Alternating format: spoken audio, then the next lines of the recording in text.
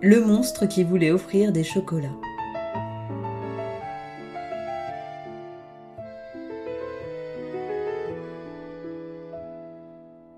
On disait que derrière la colline noire vivait un monstre.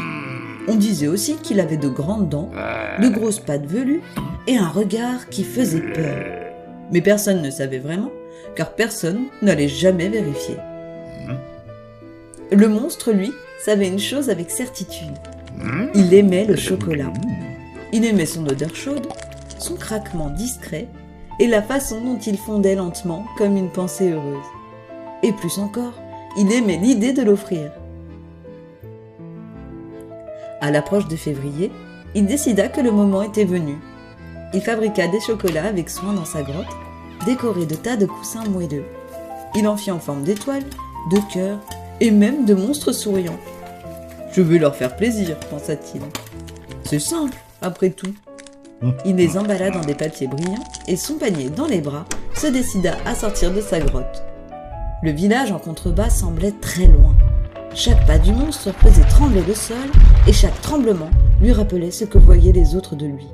Un monstre très effrayant. Attristé par cette pensée, il fit demi-tour et attendit la nuit.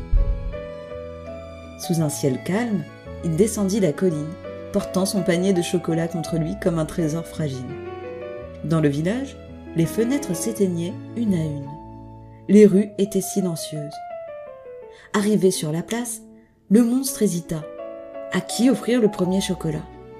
Il déposa un chocolat devant chaque porte, sans frapper, sans bruit, puis il repartit.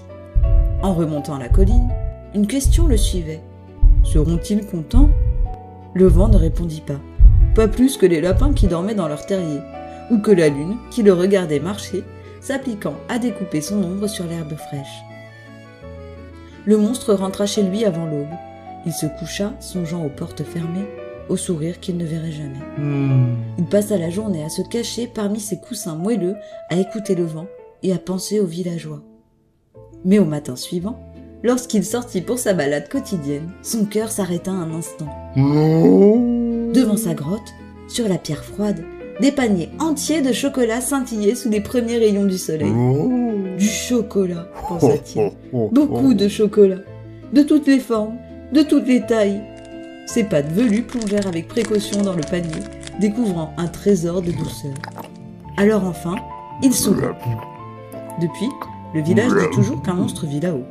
Mais on ajoute à voix plus douce « Celui qui aime le chocolat ».